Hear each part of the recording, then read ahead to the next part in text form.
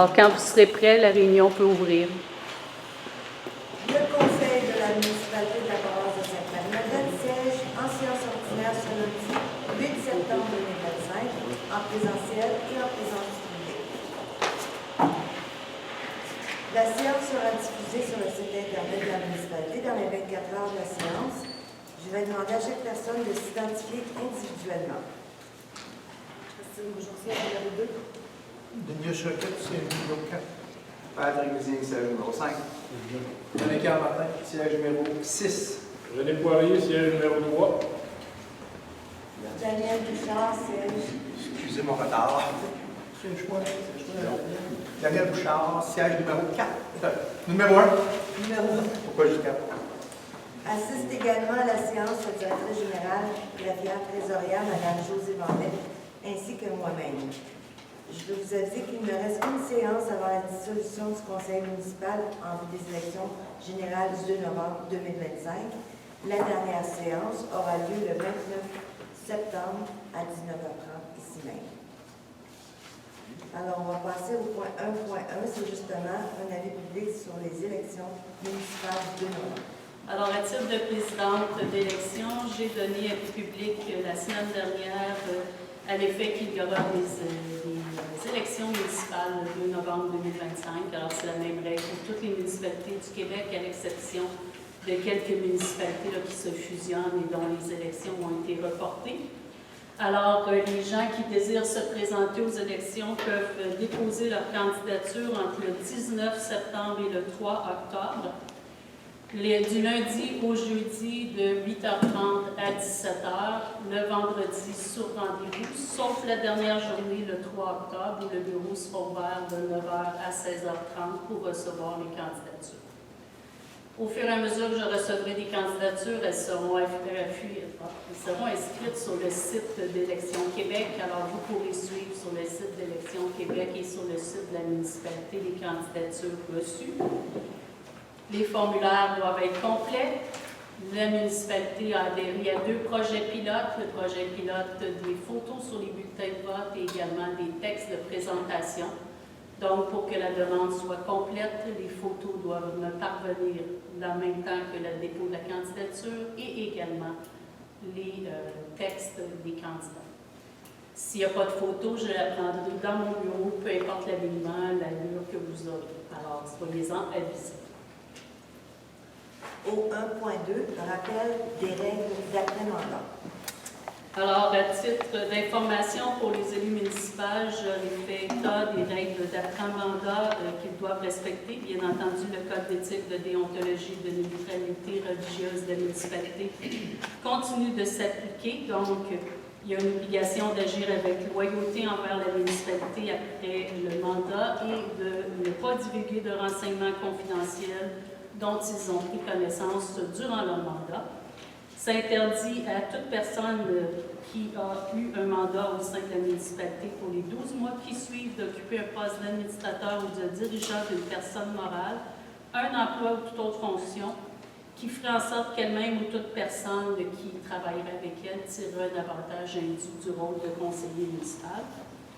De plus, vous êtes soumis à la loi sur les lobbyismes, c'est-à-dire que si vous voulez faire des représentations auprès de la municipalité pour des gens, vous avez l'obligation de vous inscrire au registre des lobbyistes, mais en plus de ne pas profiter de l'exercice de votre fonction antérieure pour avoir accès à des documents, de maintenir la confidentialité des renseignements dont vous avez pris connaissance, et également d'éviter d'exercer des activités de lobbyisme pendant une période d'1 année. Alors, c'est tous les élus du Québec qui sont soumis à ces règles-là. Je les ai rappelées pour que tout le monde s'en rappelle. Au point 2, c'est l'adoption de l'ordre du jour. Alors, je vous ai soumis l'ordre du jour vendredi dernier conformément à la loi. Qu'est-ce qu'il propose? Daniel Bouchard. Appuyé par... Musigny, second. Tout le monde est d'accord? Au point 3, l'adoption des procès-verbaux. Alors, je vous ai déposé le procès-verbal de la séance du 18 août. Qu'est-ce qu'il propose? Martin. Musigny, second. Tout le monde est d'accord? Oui. Au point 4, ici, un rapport de correspondance. Alors, je vous ai déposé la liste des correspondances reçues. Alors, je vous ai déposé les bulletins sur EXO, notamment là, les modifications au niveau du REM, les aires protégées, les bassins versants, les politiques nationales d'architecture et de l'aménagement du territoire, également le crémontologie, le jour de la Terre, s'il vous plaît, éteignez vos cellulaires. Merci. Le MAMACH, l'UPA, Vivre en ville, les jours de la Terre et différentes informations là, au niveau de rue principale, notamment sur la décontamination, la décarbonisation des municipalités et le transport à mobilité, les mobilités durables, excusez-moi, pour les municipalités. Au point 5, le suivi des demandes citoyennes, c'est sur la circulation sur la montée du 4e rang et 4e rang. Alors, on a beaucoup d'appels relativement à la circulation plus accrue, là, notamment les vendredis et dimanches par la montée du 4 et le 4e rang, des gens qui essaient d'éviter l'autoroute 20. On en est bien conscient. La réduction de vitesse ne changerait rien, malheureusement. La problématique, on la connaît, on la dénonce auprès de la Sûreté du Québec, on demande à la Sûreté du Québec de faire des interventions. Malheureusement, le GPS annonce ce circuit-là comme étant circuit plus rapide que l'autoroute 20 lorsqu'il y a des bouchons. Alors, quand vous voyez qu'il y a beaucoup de circulation, ne vous gênez pas. Appelez la Sûreté du Québec pour que la Sûreté du Québec se présente sur lui. C'est malheureusement le seul moyen, mais il faut le faire. Au point 6.1, projet de loi 81, une loi qui modifie diverses dispositions en matière d'environnement. Alors, je vous ai déposé le projet de loi et le texte qui les explique. Alors, notamment, on n'aura plus besoin de faire approuver notre réglementation par le ministre de l'Environnement, pour autant que notre réglementation municipale est plus sévère que ce que prévoit le ministère de l'Environnement en matière de règles de préséance d'environnement. Alors, c'est quand même intéressant. La conservation des milieux humides et hydriques est bonifiée. Et également, là, on donne des pouvoirs d'intervention auprès d'un animal causant des dommages aux biens, aux gens de la faune. Et on précise également l'obligation d'inscrire un avis de contamination de Gestes fonciers du Québec s'il y a contamination d'un terrain. Alors avant, c'était suggestif, maintenant, c'est ouvert. Au 6.2, il n'y a aucun règlement de provenance de d'autres municipalités ce mois-ci. Au point 7.1, c'est le dépôt du rapport financier. Alors, comme à chaque mois, je vous ai déposé le rapport financier pour que vous puissiez suivre l'état des dépenses de la municipalité. Au 7.2, l'approbation des comptes à payer. Alors, ce mois-ci, on en a pour 132 254. Alors, 132 254 et 73. Alors, vous comprendrez qu'on est dans une période de plus calme au niveau de la municipalité. Alors, c'est de payer ces montants-là. Je porte à votre attention que j'ai un compte de dépenses généré par le gala de lutte, la fête familiale et également la fin du camp de jour. Alors, qu'est-ce qu'il propose? Appuyé par? Tout le monde est d'accord? Oui. Au point 7.3, suivi et contrôle budgétaire. Alors, comme à chaque mois, je vous dépose le suivi de contrôle budgétaire. Pour ce mois-ci, les dépassements sont de l'ordre de 9 288 et 43. Proposé par?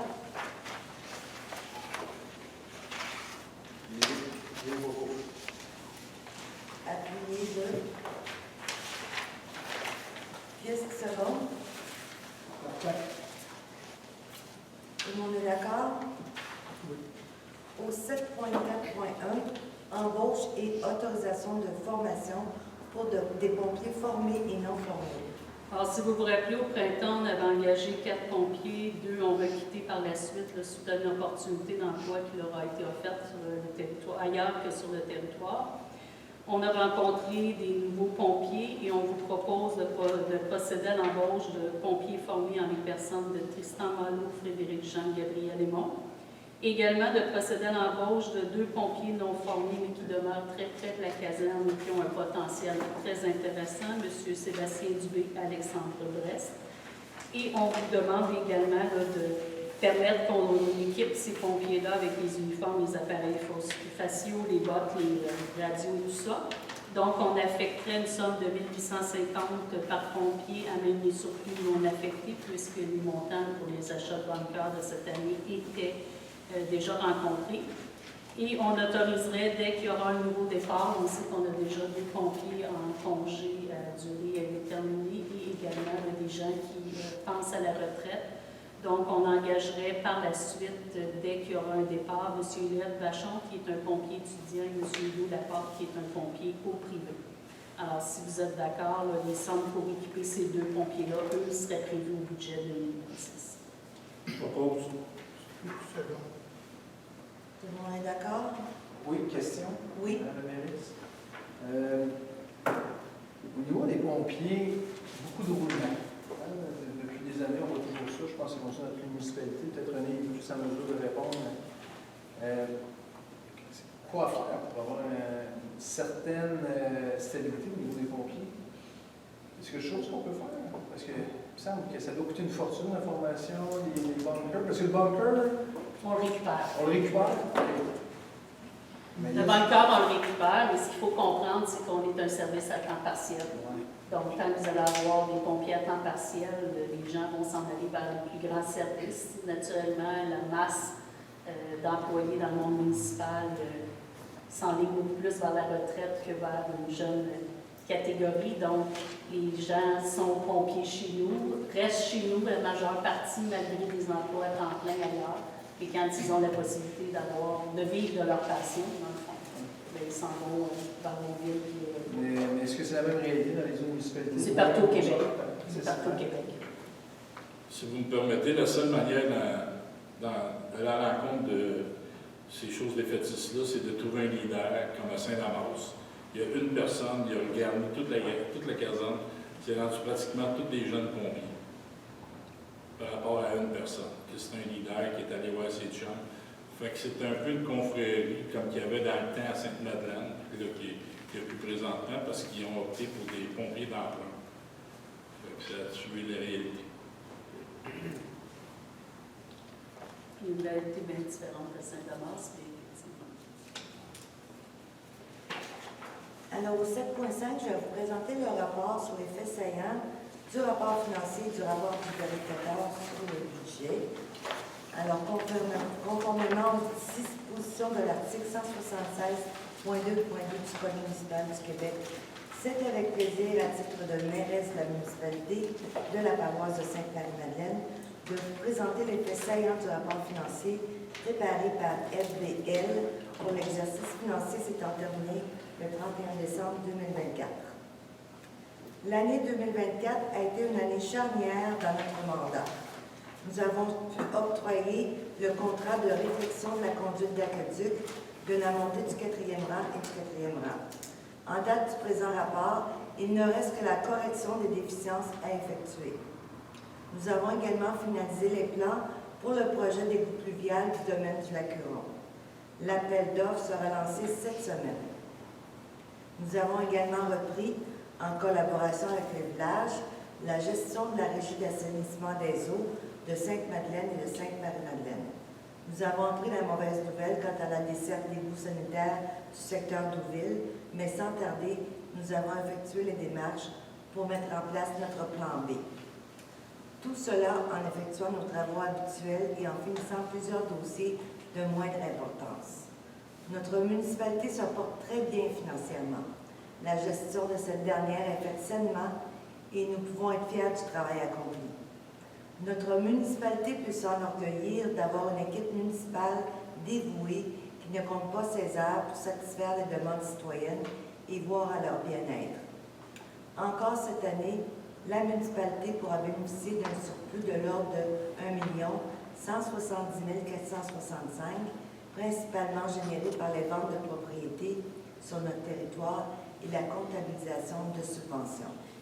Ce surplus est également généré par la non-réalisation de certaines dépenses représentant 14 du budget initial. Cela s'explique principalement par le fait qu'à chaque année, la municipalité doit budgéter des dépenses pour des projets qu'elle pense réaliser et des dépenses pour les incendies potentiels sur le territoire du Grand Sainte-Madeleine. Et lorsqu'il n'y a pas d'incendie ou que les projets doivent être retardés, ces prévisions budgétaires se retrouvent dans les surplus. Il faut rappeler que lorsque nous faisons le budget, nous devons prévoir tous les projets que nous pensons réaliser et toutes les dépenses potentielles suivant des moyennes calculées à partir des autres années. Nos revenus doivent être établis en fonction de ces dépenses, de sorte que le budget n'indique aucun surplus ni déficit. Si les choses changent et que des dépenses ne sont pas effectuées et que les revenus sont plus élevés, comme les droits de mutation de l'année 2024, les subventions obtenues automatiquement des surplus sont générées. Quand vous avez reçu les états financiers 2024, si vous avez des questions, vous les poserez à la fin de la séance. Les états financiers ont été déposés par l'auditeur lors de la séance du 18 août 2024 et ratifiés par le Conseil lors de cette séance. Ces états financiers présentent la situation financière de la municipalité en date du 31 décembre 2024. Une réserve apparaît aux 10 états financiers pour la décontamination de l'amiante qui pourrait être présente dans nos bâtiments. Des études seront faites cette année pour établir s'il y a présence d'amiante ou non et les coûts que cela pourrait engendrer. Pour 2024, le programme triennal de la municipalité prévoyait la continuation des différents projets, dont notamment les projets découlant du plan de voirie locale, réalisés régionalement avec le soutien de la MRC des Mascoutins. Dans les principaux projets visés, nous retrouvons les projets suivants. Drainage pluvial dans le domaine du lac Huron, c'est présentement un appel d'offres. Réflexion du réseau d'aqueduc sur la montée du 4e rang et 4e rang. Ajout d'abribus, on est en attente des prix. Ajout d'infrastructures d'égouts sanitaires et pluviales dans le secteur Trouville. Et réflexion de ponceaux et d'infrastructures. Seul le projet du secteur d'Ouville a connu des revirements inattendus qui nécessitera plus de travail. Les autres projets avancent et sont en attente de financement. Vous avez aussi les règlements pour l'endettement de la municipalité avec les soldes. La municipalité de la paroisse dispose d'un fonds de roulement de 500 000 $, lequel n'est pas utilisé. C'est donc avec plaisir que je vous confirme que la municipalité demeure dans une excellente situation financière.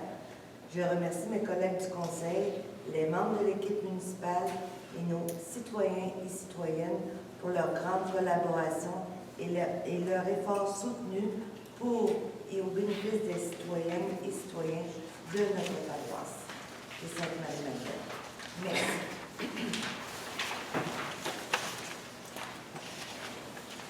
Alors, au point 7.6, désignation d'un mandataire pour l'Office de la langue française. Alors, on avait désigné Mme Corbin comme étant, Gérard Corbin comme étant la mandataire.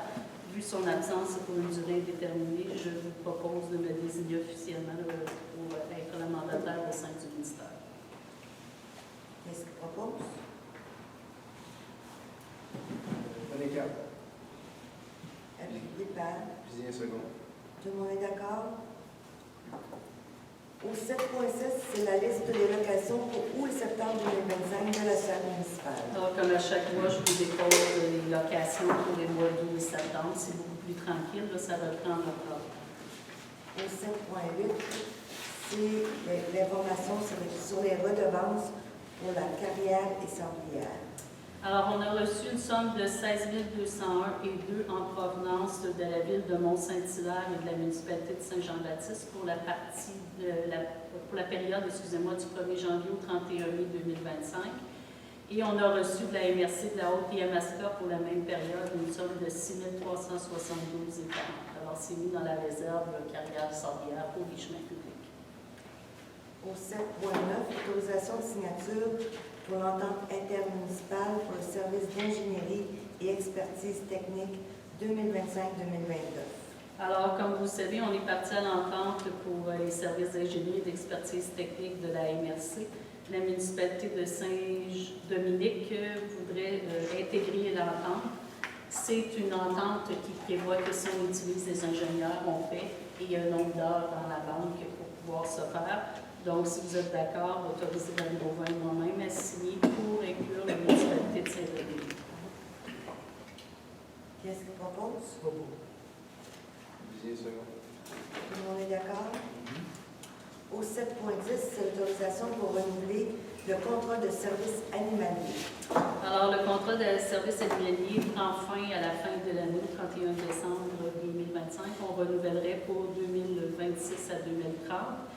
Les tarifs en 2025 étaient de 3,80 par citoyen. Ils augmenteraient à 5,10. Alors, ils uniformisent les tarifs pour tout le monde en fonction de la ville de Saint-Hyacinthe et de la ville de Drummondville. Et il y aura une augmentation jusqu'à 6 $. Le tarif de 5,10, c'est moins cher que ce qu'on avait pour la vallée du Richelieu au premier contrat qu'on a donné en 2021. Donc, je vous recommande de renouveler le mandat. On a un excellent service. Quand on les appelle, on a toujours un bon soutien de leur part. Busier, propose. Tout le monde est d'accord? Au 7.11, c'est le rapport financier 2024. Alors, on a déposé les états financiers 2024 de la MRC des Mascoutins. Alors, l'excédent de fonctionnement pour la MRC est de 727 904 pour 2024. Au 7.12, avis public pour un dépôt du rôle d'évaluation 2026. Alors, la semaine dernière, j'ai également donné l'avis public pour le dépôt de rôle d'évaluation pour l'année 2026. Alors, c'est un triennal 2025, 2026, 2027. On est donc à la deuxième année. L'année d'établissement des valeurs, c'est le 1er juillet 2023. Alors, on saura sous peu du ministère des Affaires municipales le facteur comparatif qui viendra multiplier votre évaluation municipale par ce facteur-là pour établir l'évaluation municipale sur laquelle vous serez taxé en 2026. Au 7.13, dépôt du mandat des auditeurs pour la TEC 2019-2024. Alors, lors de la dernière séance, vous avez accepté la reddition de compte 2019-2024. Alors, en l'année 2024, on a totalisé une subvention pour la TEC d'1 699 000. Fait que vous comprendrez que c'est pas surprenant qu'on ait un surplus d'1 million quand on a 1 699 000 de subvention qui est rentrée. Ceci étant dit, on a déposé le mandat à l'audition également lors de la dernière séance. Donc, les auditeurs ont été nommés. Et conformément à la loi, ils vous déposent leur lettre mandat où ils vous expliquent ce qu'ils vont vérifier au niveau de la reddition de compte. Et j'ai l'obligation de la transmettre, donc je le dépose ce soir. Au point 8.1, l'annonce pour les visites résidentielles en prévention incendie. Alors, le service de sécurité incendie de Sainte-Madeleine et Sainte-Marie-Madeleine a commencé la visite de prévention résidentielle. Alors, ils se promènent sur le territoire depuis samedi dernier pour faire la visite des domiciles, pour s'assurer que tout le monde a les détecteurs et les inspecteurs requis selon la loi. Alors, on vous demande de les accueillir. Ils sont là pas pour vous taper sur les doigts, mais plutôt pour vous aider à assurer votre sécurité. Alors, si vous retrouvez une accroche-porte après votre porte, il y a un code dessus. On vous invite à aller au moins remplir l'autodiagnostic, ce qui va permettre à nos pompiers de s'assurer que tout le monde se protège adéquatement sur le territoire. Ça fait partie des obligations qu'on doit rencontrer dans le schéma d'aménagement, pas le schéma d'aménagement, excusez-moi, le schéma de sécurité incendie pour répondre aux exigences du gouvernement. Au 8.2, l'information sur les nouvelles orientations en incendie. Alors, je vous ai déposé les nouvelles orientations déposées par le ministère de la Sécurité publique. Alors, ça concerne le temps de réponse maximale pour intervenir lors d'incendies de bâtiments à risque faible. Risque faible étant les résidences, notamment. Le nombre de pompiers minimal pour intervenir lors d'un incendie de bâtiment à risque faible. La modulation de la force de frappe minimale lors d'une alerte provenant d'un système d'alarme incendie, sans qu'il y ait d'incendie confirmé, la responsabilité des autorités municipales quant à l'identification des risques. Nous, on les rencontre déjà dans le schéma de la MRC des Mascoutins, mais il y aura certainement une réapprobation du schéma pour confirmer qu'on rencontre bien ces nouvelles exigences. Au 8.3, autorisation d'achat pour le service incendie. Alors, on doit procéder à l'achat d'un nouveau défibrillateur et on a fait des tests de boyaux qui ont démontré qu'on doit remplacer plus de boyaux que ce qui avait été prévu au budget initial. Donc, je vous demande de nous autoriser à bonifier le budget de l'ordre de 10 000 pour acheter le défibrillateur et également les boyaux d'incendie. Donc, on affectera une somme de 5 500 en provenance des surplus. Je vais aller chercher le différentiel dans d'autres postes budgétaires de l'incendie. J'ai une petite question par rapport à c'est toujours en relation avec la proportion des villages. Oui, toujours. Les mêmes proportions? Toujours. Parfait. Second. Catherine, question, Oui. on avait vu ce mot à la plénière la semaine passée, défibrillateur qu'on a qui est passé date, qui en principe pourrait faire la job encore sous d'autres cieux. On avait mentionné qu'on le déplacerait peut-être ailleurs. Comment la gestion de ça va être quoi, vu que c'est... Ils vont faire la vérification là, parce que les batteries ne gardent plus sa charge. Donc, ils vont faire les vérifications, puis si on est capable, on va le déplacer à l'hôtel de ville. On en a déjà un ici. OK. Parfait, merci. Donc, tout le monde était d'accord? Au 9.1, le programme d'aide à la voirie locale, c'est une entente avec la municipalité de Saint-Charles. Alors, si vous vous rappelez, l'an dernier, on avait convenu d'une entente avec la municipalité de Saint-Charles-Richelieu pour déposer là, une demande d'aide financière au PAVL, Programme d'aide à la voirie locale, pour refaire certains ponceaux sur le 4e rang et refaire le pavage au complet sur le 4e rang. Notre projet n'avait pas été retenu comme étant prioritaire, l'enveloppe budgétaire était assez limitée. Il y a un nouvel appel d'offres qui est en vigueur actuellement. Donc, il faut réitérer qu'on est toujours d'accord avec cette entente-là avec la municipalité de Saint-Charles. Il faut autoriser dans la résolution qui va suivre la municipalité de Saint-Charles à être maître d'œuvre et à déposer le projet au programme d'aide à la voirie locale. Alors, c'est le projet qui sera déposé au niveau de la voirie locale. Moi, vous m'avez déjà autorisé à déposer un projet il y a 2 séances. Alors, on va déposer une montée du 4e rang et également là, rang Saint-Simon, un remplacement de ponceau. Alors, les ingénieurs sont en train de finir les plans. Ça va être déposé avant le 8 octobre. Si vous me permettez une question en rapport avec ça. À Saint-Charles, parce que je paye des taxes à Saint-Charles via nos hôtels agricoles. Et l'année passée, il y a 2 ans, ils ont fait un ponceau au 3e rang qui a coûté une fortune. Ils avaient pris les normes MTQ. Donc, pour un petit ponceau, ça avait fait pratiquement une manchette locale. Là, ça n'avait pas de bon sens, c'était 3-4 fois le prix. Là, est-ce qu'on va avoir un droit de regard pour ceux qui nous touchent personnellement dans ce cas-ci? Même si on leur donne cette gestion-là, est-ce que ça va Les être... plans de vie sont déjà faits, les plans de vie sont déjà prêts. Les normes sont obligatoirement celles du MTQ pour les ponceaux de ce dimensionnement-là, donc ça ne change rien. Malheureusement, oui, c'est très dispendieux, mais c'est pour ça qu'on demande une aide financière, sinon le projet ne se fait pas tout de suite. OK, merci. Qui est-ce qui propose?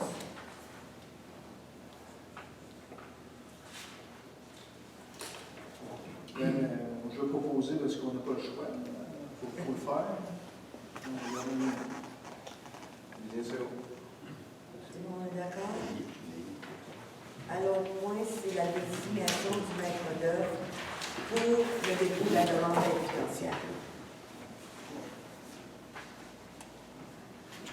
Pour le même projet. Pour le même Mes projet. projets, même Le chose. programme d'aide à la voirie locale. Qui est bien pour vous. Charles Daniel. Tout le monde est d'accord? Au point 10, 10.1, liste des permis délivrés en août 2025. Alors, on a 24 permis pour une valeur de travaux de 1 328 873. Alors, vous comprendrez qu'une fois que les permis sont fermés, ça augmente les taxes. On ne peut pas le prévoir avant que le budget, quand le budget s'est fait, ça amène des taxes de plus qui génèrent des surplus. Au 10.2, rapport des indicateurs de performance du mois d'août 2025. Alors, comme à chaque mois, je vous dépose le rapport des indicateurs de performance. 10.3, autorisation de transmission par la MRC des Mascoutins des îlots déstructurés dans notre... Alors, la MRC des Mascoutins a réalisé sur l'ensemble du territoire une cartographie des îlots déstructurés qu'il recommande au ministère d'accepter. C'est Vous avez procédé lors d'une réunion spéciale tenue le 25 à l'étude de ces îlots-là. On a formulé quelques commentaires.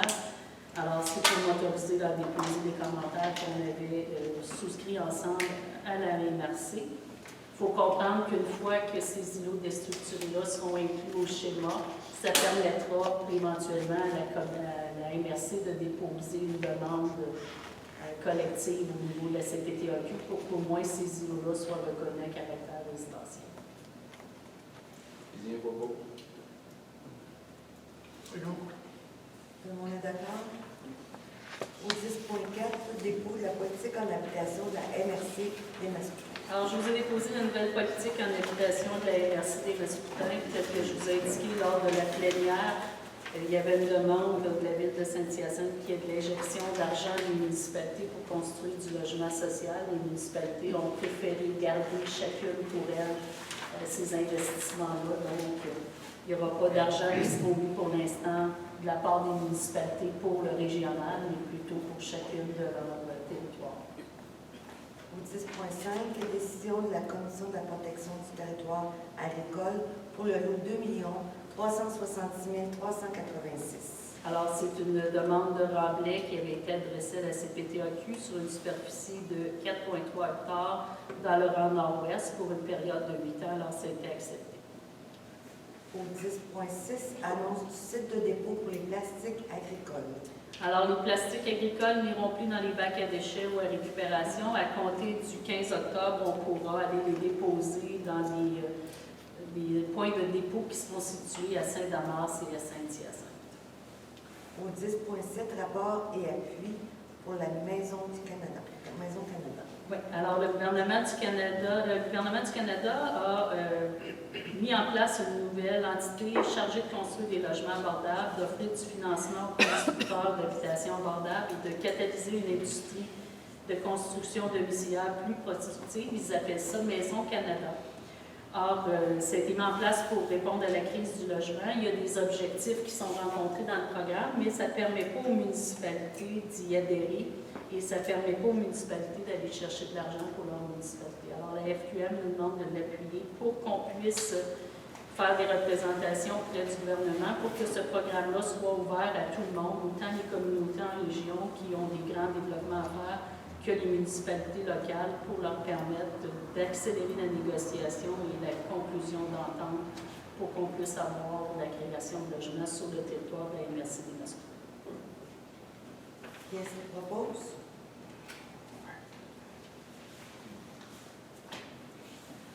Souvent, pour bien comprendre, parce que là, on parle de logement primordial. Oui, Non, abordable. abordable, mais c'est... Pas nécessairement primordial. On peut penser que c'est synonyme, mais OK. Dans notre cas, nous, qui avons déjà pas beaucoup de terrain, on a-tu un avantage d'embarquer là-dedans? C'est simplement d'appuyer pour que le programme soit ouvert aux gens. Maintenant, est-ce que ça apportera des retombées chez nous directement? Probablement pas, mais régionalement, certainement. Merci. J'ai besoin d'un proposeur, Martin. appuyé par... Daniel. Ça prend des unités quand même importantes en volume de logement pour arriver à rentabiliser ces projets-là. OK. Or, ici, on n'a pas ces volumes-là. On ne permet pas plus qu'une habitation par terrain, puis on ne permet pas plus qu'un duplex avec un logement complémentaire. C'est pas assez gros pour aller chercher ça. Ouais. Position sur une demande déposée à la CPTAC pour le lot 6 269 379 sur la montée du 4e rang.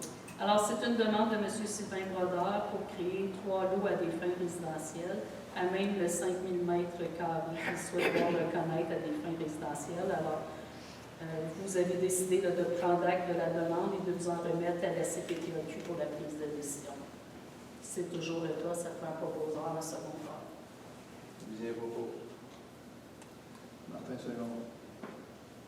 Juste à titre de renseignement, Mme la mairesse, si vous me permettez, Oui. un écart du ça près, il n'y a pas eu un changement pour la réglementation en 2024 par le ministre de la Montagne que tu n'as pas le droit de faire des 5000 mètres dans le but de vendre à un particulier.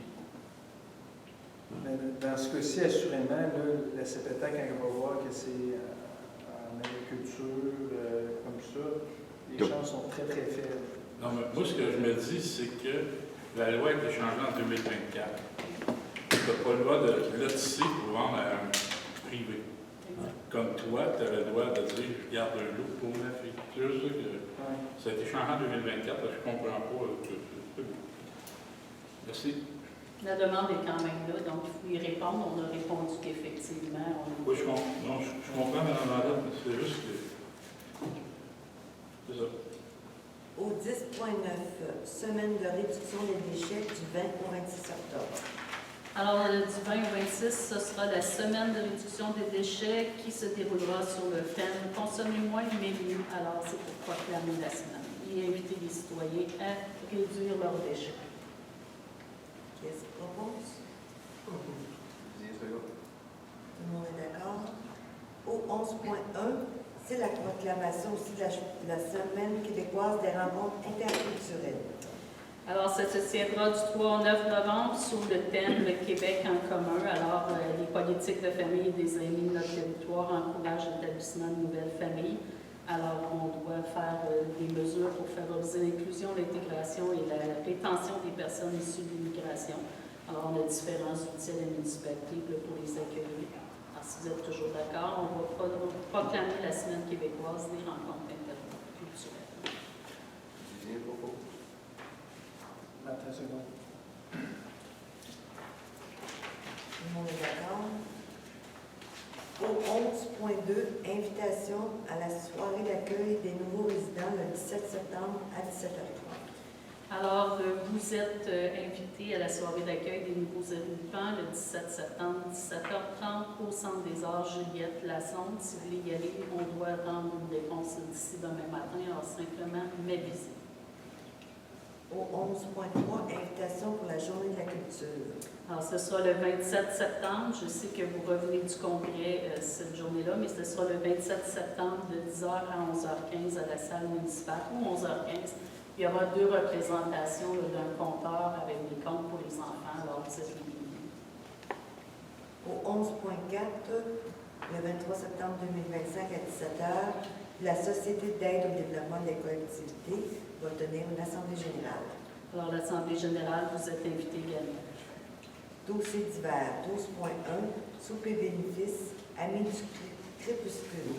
Alors, vous êtes invités le 17 octobre à un souper qui va se tenir au Centre des loisirs de Saint-Thomas-d'Aquin. Si vous désirez y aller, vous m'appelez.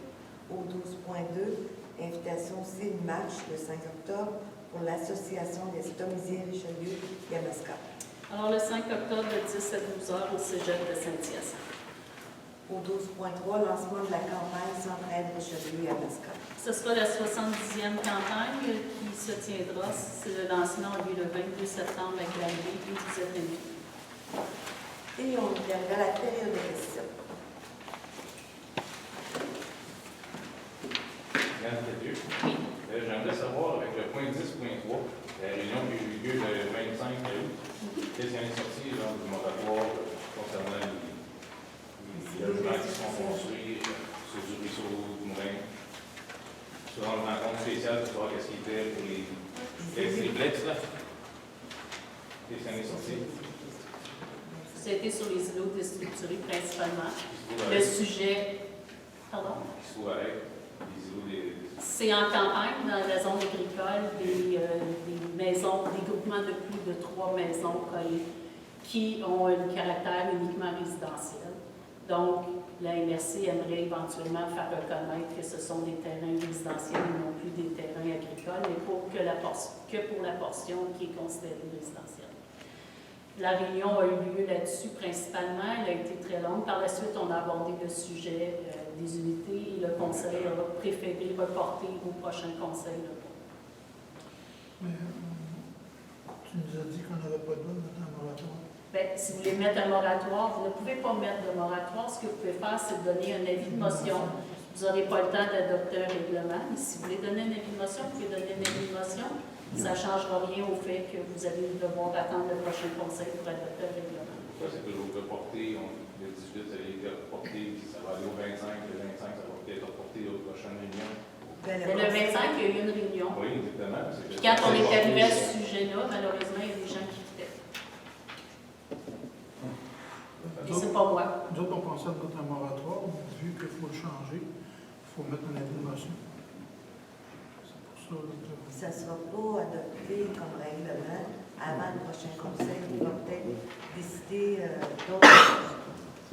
Et le point va être retravaillé, c'est clair, dès le premier mandat, dès que les nouveaux élus vont être en place, c'est un des premiers points que je vais amener. Maintenant, moi, je peux juste les amener à réfléchir, c'est pas moi qui réfléchis à la place. Effectivement, j'aurais aimé ça avoir un consensus, c'était supposé d'en avoir un. C'est pas une vision, on aurait aimé ça de savoir. Exactement. Parce que, tu sais, à quelque part, c'est quand même des grosses décisions. Un petit peu qu'on s'en parle, là, c'est une grosse décision, puis on ne doit pas avoir l'affront de prendre une position que le prochain conseil va être obligé d'intégrer pour famille. Donc, on s'est dit, ça s'en vient le prochain conseil, ils prennent une bonne position, prendront la bonne position, parce que si on prend position, puis le prochain conseil disait, ça n'a pas de bon sens, on va tout recommencer encore.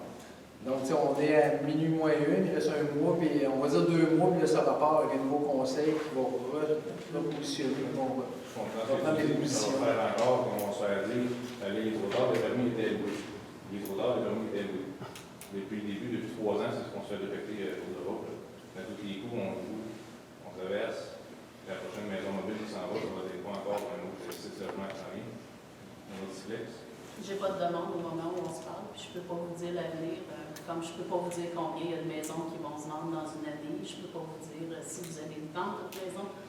C'est tous des éléments que je ne possède pas, malheureusement.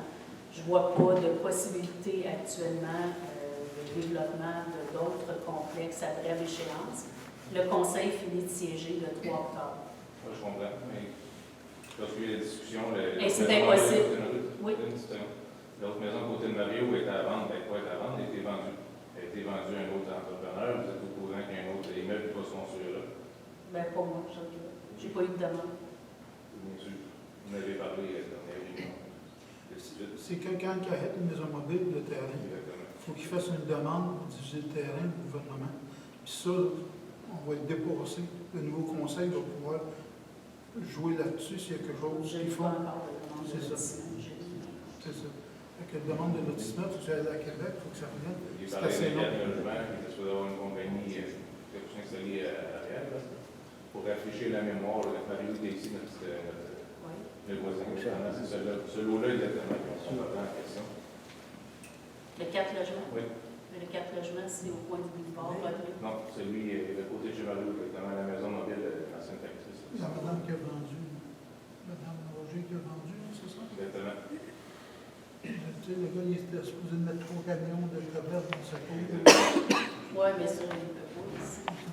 Francine, c'était sur cette base-là qui était pour Mais j'ai pas de demande de lotissement, j'ai pas de permis encore. Parce que c'est une demande de lotissement, c'est long, fait qu'on va être temps d'être là. Prochain conseil. C'est juste ça que j'allais. Encore que les dommages sont faits, on se fait les auteurs ne peuvent plus rien faire, puis on fait. Tu sais, Yann, l'autre fois, vous avez amené un point. Tu sais, on a beau réfléchir, penser. Tu sais, on pense tout savoir. On est loin de penser ça, mais tu sais, on cogite. Il y a toujours quelque chose qui nous ressort, soit ces citoyens. Tu sais, l'autre fois, vous avez levé avec la verdure. Spécialement, il n'y a pas de verdure.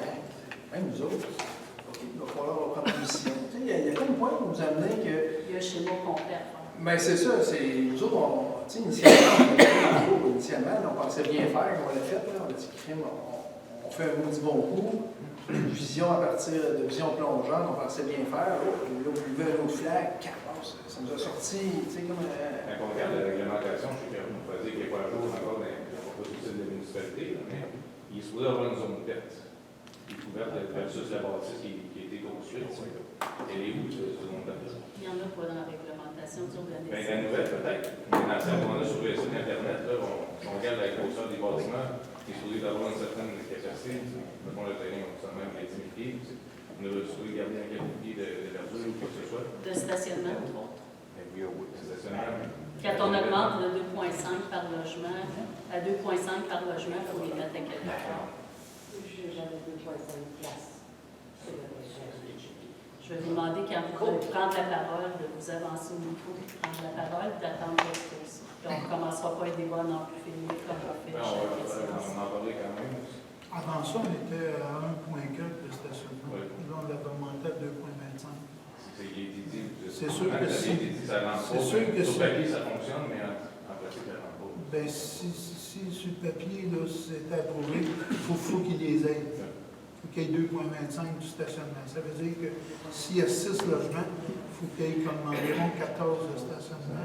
Apparemment. Parfait. Et vous pouvez être certain que ce sera un dossier que je vais amener au prochain conseil. Bonjour. Bon, on avait une bonne administration. Votre nom, s'il vous plaît. Ferdinand Martel. Il faut comprendre qu'il y a un enregistrement, les gens écoutent. D'accord. Mon nom, c'est Simplement, c'est Régent gentil. Saint-Laurent. Puis vous voit de dos. Il y avait une bonne administration. Le budget, 1 million, ça va bien. Fait que, les taxes sont peut-être payées moins cher. Ou Fido, MSC, puis les autres, ils payent plus cher, nous avec. Vous avez suivi Facebook aujourd'hui? Non. Non? C'est ça, je pense à ça. Est-ce que je peux Oui. parler? Ce qu'il faut penser, c'est que lorsqu'on fait un budget, on prévoit certaines choses. Lorsqu'on arrive avec des maisons qui se vendent dans le secteur, ça génère des surplus qui n'étaient pas dans le budget. Lorsqu'on fait ces choses-là, on fait un exercice au début de l'année, au début du mandat, on fait un budget. Lorsqu'ils se vendent des maisons, on ne peut pas prévoir qu'il va se vendre, mettons, 100 ou 125 maisons, que les maisons vont se revendre, mettons, 1 ou 2 fois. C'est des choses qu'il faut regarder dans certains budgets. Lorsqu'on fait des travaux, les budgets sont attribués avec les travaux, mais les surplus, lorsqu'on en a, c'est parce qu'on a généré certaines dépenses, il y a des travaux qui ne sont pas complétés. Quand il y a des travaux qui ne sont pas complétés, pas complètement redistribués au complet, mais si on se met à baisser les taxes, comme vous dites, les montants, la SQ, les abribus, ces choses-là, eux autres continuent de monter. Fait que si on se met à ce qu'on a fait, nous, ce qu'on a diminué au coût de 100, on est rendu, je pense, à 0,49 On a du 100. diminué de 8 sous. On a diminué pour être capable que ça ait moins d'influence sur vos comptes de taxes lorsque l'évaluation des maisons augmente. Fait que pour diminuer les taxes, ce qu'on essaie de faire la gestion, il faut regarder un équilibre. Parce que si l'année prochaine, ça se met à monter, comme il y a eu cette année, on a diminué les taxes à côté, l'année prochaine, au lieu de diminuer de 10, on ne sera vraiment pas capable de diminuer, puis ça va être obligé d'augmenter. Fait qu'un équilibre à aller chercher là-dessus, parce qu'on a, comme n'importe quel budget familial, on a des dépenses, puis aussi des dépenses fixes, mais les revenus, comme je vous dis, sont un petit peu variables par rapport aux comptes de taxes, aux taxes d'habitation, ces choses-là. Fait que des choses qu'on ne peut nécessairement pas prévoir, mais l'argent qu'on redistribue, je pense que c'est justement le fait qu'on ait diminué de 0,49 faisait partie, je pense, d'un montant quasiment de 600 000 qu'on avait attribué. Oui, On avait un montant de 600 000 qu'on avait attribué justement pour être capable de descendre ces choses-là. Fait qu'on ne peut pas non plus dire, ah, ben, il nous reste 4 millions, on descend les taxes de 4 millions. Puis après ça, quand il arrive des budgets, lorsque les taxes augmentent, ben là, on va être obligé après ça d'augmenter d'une façon astronomique le compte de taxes pour être capable de subvenir aux dépenses qu'on n'a pas prévues. C'est être capable d'aller chercher un équilibre. Il y a beaucoup de projets. C'est ça. Oui, c'est ça, mais beaucoup de Il n'y a pas eu d'incendie non plus dans Si vous me permettez, Madame la mairesse. Il faut comprendre que quand on fait le budget, les gros projets, on les prévoit, puis on prévoit un poste budgétaire qui est financement et subvention, règlement d'emprunt, qui vient compenser ça. Le courant, il y a 14 du budget du courant sur 9 millions, c'est pas grand-chose. Il y a 14 du budget qui n'a pas été dépensé. Quand on fait notre budget, on doit prévoir le service d'incendie comme s'il y avait des incendies, pas en quantité industrielle, mais on se base sur les 5 dernières années, puis on regarde. On doit prévoir qu'il y aura des incendies. S'il n'y a pas d'incendie, c'est sûr qu'on génère un surplus. Quand on fait notre budget doit arriver revenu plus dépenses à zéro. Quand je finis l'année, je n'ai pas le droit de déficit. C'est impossible d'arriver à zéro. Non. Donc, puis je regrette, mais on ne fera pas comme le gouvernement du Québec, puis dépenser en toutes sortes de Ah, c'est Facture ça. pour arriver à zéro en bout de ligne, pour ne pas perdre l'argent l'année d'après, on le gère intelligemment. Ceci étant dit, l'argent qui a venu des surplus cette année, c'est principalement les subventions qu'on est allé chercher. C'est normal. Toutes les municipalités. Oui, mais, Non, ça va. oui, mais tu ne sais pas quand tu fais ton budget que tu vas réussir à les avoir. C'est ça. Alors, quand on va les chercher, ça génère un surplus parce que moi, j'avais budgété une dépense avec un revenu, je vais chercher un surplus. Ensuite de ça, les droits de mutation. L'année d'avant, on avait eu beaucoup de maisons vendues. On ne s'attendait certainement pas à en avoir beaucoup encore cette année. L'année 2024, puis encore moins s'attendre à en avoir beaucoup en 2025. On en a énormément qui se transigent. Il y a des droits de mutation, les valeurs augmentent, les droits de mutation sont plus importants. Ensuite de ça, les subventions, on est allé chercher 1 699 000 de la PEC qui a été réalisée en 2024. On est allé chercher presque 200 000 du PABRAM. On est allé chercher des subventions de la MRC. Tous ces agents-là n'étaient pas prévus. Je ne peux pas dire que je les engage dans mon budget parce que je ne sais pas si je vais être capable d'aller chercher. Pour mes gros projets, c'est correct, je m'en parle. Mais le reste, je ne peux pas le dire. Donc, ça, c'est des projets, la TEC, le PABRAM. La TEC, c'est 2019-2024. Ça vient d'être comptabilisé. Le PABRAM, c'était 2019 à 2023. Ça vient d'être comptabilisé. Alors, ça, c'est tout l'argent qu'on va chercher, qui arrive et qui s'en va effectivement dans le surplus. Quand on va faire le prochain budget, s'il manque d'argent, au lieu d'augmenter les taxes, les élus ont la possibilité d'affecter du budget sur des projets qui vont à toute la communauté et non pas ce qui serait géré par des taxes de secteur. Alors, un budget municipal, c'est beaucoup plus complexe qu'on le pense.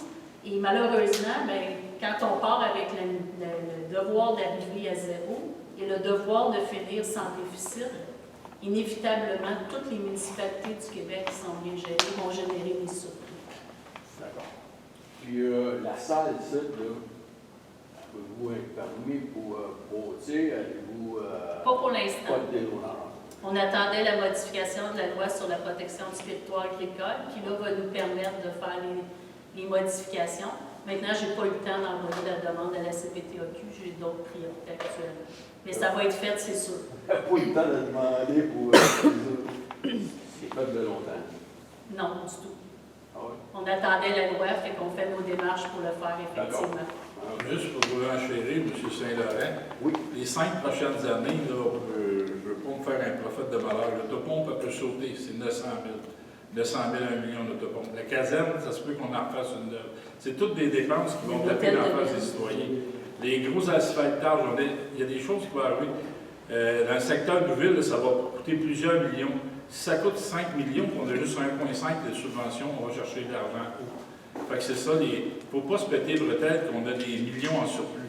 Parce que d'ici 5 ans, on va peut-être avoir 5 millions en déficit. Mais en règlement d'emprunt, je veux dire, excusez. C'est ça, c'est une réalité. C'est ça, les profits, ils restent là, puis nous autres, on ne va pas bénéficier avec une baisse de taxes. Bien, il y a eu quand même il y a eu une baisse de taxes importante l'année passée. Oui. Ce qu'il faut comprendre, c'est, par exemple, les revenus de la salle. Je ne pouvais pas vous dire, quand j'ai fait le budget, 2023 avait été une bonne année, mais on venait d'acheter la salle, avait été une bonne année. On a prédit à peu près ce que ça pourrait ressembler comme frais de location de la salle. On a fait le double. Cet argent-là, elle s'en va dans les surplus. C'est pas vrai que je vais faire le double de dépenses que ce que j'ai prévu juste pour dépenser d'argent. On va l'envoyer dans les surplus, puis quand on va construire, si on construit, cet argent-là va pouvoir être utilisé, puis les gens vont juste être moins endettés. Et ce n'est pas de l'argent qu'on a taxé aux gens inutilement. Ce qu'on a taxé aux gens, là, à part le 20 $ de réserve pour les bacs, parce que là, on est rendu à l'âge de changer nos bacs de recyclage et de compost, et à part le 20 $ qu'on charge pour la réserve pour vidanger les étangs aérés, aux gens qui sont concernés par ça, il n'y en a pas de réserve de fait au niveau du budget. C'est un panier d'épicerie. L'année passée, ça nous a coûté de temps, on vous charge tant. Question de bacs de compost, ben, la plupart du temps, ils sont peinturés noirs. C'est ceux-là qui changent? Ils ne ramassent pas. Ceux qui sont peinturés, On les ramasse pas. ils ne sont pas supposés de les ramasser parce qu'ils ont des caméras, ils ont des GPS à ce temps. Ils lèvent pareil. Ils ne sont pas supposés, mais ça, vous comprendrez que je ne suis pas le camion. Non, mais c'est pareil, c'est... En tout cas, Dans votre secteur, merci ça? beaucoup. C'est les vôtres qui ramassent? Dans C'est votre les secteur? vôtres morts qui ramassent? Alors, j'ai moyen de m'en payer. Vous n'avez pas besoin de s'en payer, vous avez juste à le C'est demander. gratis, là. Non, mais pas pour les vidanges. Mais les vidanges sont noirs, effectivement. C'est ça, pour les payer, nous autres. Oui. Oui. Ouais, c'est ça. Mais donc, les peintures, les bruns, OK, ouais, peinture, les bruns et les verts. Les Ah peintures ouais, noires. tout le monde trouve ça que... Ouais, il y en a ben Non, des- ben quand on passe avec la lecture des compteurs d'eau, quand on note qu'il y a un bac brun qui est pas là, ben nous on le sait, on fait la visite aux 3 ans des terrains. Ouais, Parce que, merci. c'est pas une petite les bacs bruns, parce que ça, c'est des bacs noirs, là, les bacs bruns, ils ont un 4 dessus pour évacuer des facilement. Là où c'est facilement de personnes. Ouais, mais c'est beaucoup des nouveaux, puis c'est beaucoup des gens qui travaillent maintenant, eux autres, qui ramassent le bac, ils ramassent le bac. Ouais. Monsieur Kelly. Juste 10 points de structurer, Oui. j'imagine, la montée du 401. Est-ce qu'on en a d'autres? Oui, Il y en a partout. Il y en a partout. Il y en a partout, j'ai 27 plans. C'est 27. Oui. Ça veut dire que c'est pas dans les Partout, rangs, ce que c'est des- C'est dans les rangs. Le rang, je prends par exemple le rang Saint-Simon, Ouais. où il y a plein de maisons juste à caractère résidentiel. Ces maisons-là sont, ils sont dans les îlots déstructurés qui ont été établis par la MRC. Nous, on n'a pas été consultés du tout. On est consultés pour formuler nos commentaires sur le dernier règlement, mais on n'a pas été consulté personne. Montée du Cap, il y en a dans le Cap. Et tout ce qui est la montée du Cap, brodeur, montée du Cap, le secteur qui est très, très développé, Oh, oui, c'est là-dedans. Ouais, Mais ça, c'est agricole au moment où on se parle. effectivement. Autre chose, au niveau de la politique d'habitation, je veux juste bien comprendre, à la réunion du mois de juillet, vous aviez parlé qu'il y en a. Je laisse tout ça, je vous dis, je n'ai pas de mémoire, mais la politique n'était pas censée en avoir, puis c'était une municipalité qui gérait ça en totalité. Peut-être que j'ai mal compris, c'est juste moi. Effectivement, la MRC a adopté une politique de l'habitation. Là, la politique, au point de départ, le comité de travail demandait aux municipalités d'injecter de l'argent régionalement. OK, c'est ce que vous avez On parlé. comprend que ce serait construit principalement dans les grandes municipalités, Saint-Hyacinthe, Saint-Louis. Ce que les municipalités ont décidé de faire, on est d'accord avec le principe de la politique d'habitation, c'est-à-dire que tout le monde essaie de faire en sorte d'avoir des logements pour loger ses résidents. Mais ceci étant dit, les municipalités ont préféré gérer chacun leur plan d'aménagement et gérer chacun leur argent. Donc, il n'y a pas d'argent injecté au régional. OK. Puis, j'ai juste vu, en fait, j'ai lu l'article dans le courrier, il parlait que chaque municipalité devrait faire un plan d'action. Oui. Et vous, on a un petit peu plus là-dessus. En vertu de la politique d'habitation, techniquement, chacune des municipalités devrait adopter un plan d'action pour indiquer ce qu'elle prévoit faire. Vous comprendrez qu'au même titre que la demande de M. Cadieux, ça va être étudié avec le prochain conseil. On va devoir décider qu'est-ce qu'on fait au niveau du logement sur notre territoire. Okay. On n'a pas le choix, les orientations ministérielles sont dans cette lignée-là, tout descend dans les schémas dans cette lignée-là, et malheureusement, les schémas ne sont pas approuvés s'il n'y a pas des efforts de roue à ce niveau. Fait qu'on vit dans cette roue-là qui ne fait pas nécessairement le bonheur de tout le monde, puis qui effectivement peut changer un peu les habitudes, mais on est tous pris avec ça, un peu le couteau sur la gorge. Parfait. Merci. Oui, bonjour, M. Kelly. Je voudrais savoir s'il y a des développements concernant les équipes d'huile. Non, pas encore. OK, merci. Toujours en attente.